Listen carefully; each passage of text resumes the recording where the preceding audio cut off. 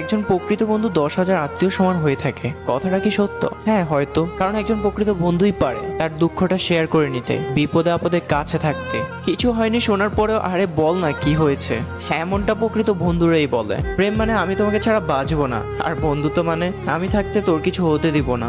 ভালোবাসার জন্য কখনো নিজের বন্ধুকে মরতে দিও না, কারণ জীবনের শেষে দেখবে বন্ধুরাই সাথে রয়ে গেছে, ভালোবাসা নয়। একটা কথা মানতেই হবে, আপনার বন্ধু আছে বলেই কঠিন মুহূর্তগুলো হাসি মুখে কাটিয়ে দিতে পারছেন। বন্ধুরা এমন একটা জিনিস যারা পাশে থাকলে খারাপ সময়গুলো ভালো হয়ে যায়। একটা সময় যখন তুমি অনেক বড় হতে থাকবে তখনই বুঝবে বন্ধুত্ব একটা আলাদা সম্পর্ক। বন্ধু হারানো সত্যি খুব কষ্টের। তারাই প্রকৃত বন্ধু যারা দুঃসময়ে পাশে থাকে। প্রকৃত বন্ধুত্বের চেয়ে মূল্যবান এই পৃথিবীতে আর কিছু হতে পারে না। বন্ধুত্বের কখনো ব্যাখ্যা হয় না। সত্যিকারের বন্ধুত্ব হচ্ছে সুস্বাস্থ্যের মতো, একবার হারিয়ে গেলে তার মূল্য বোঝা যায়। কখনো যদি পুরো পৃথিবী আপনার বিপক্ষে হয়ে যায় তখন দেখবেন আপনার প্রকৃত বন্ধুটা আপনাকে ছেড়ে যাচ্ছে না, আর এর নামই বন্ধুত্ব। আপনাদের কাছে বন্ধুত্ব কি মনে হয়?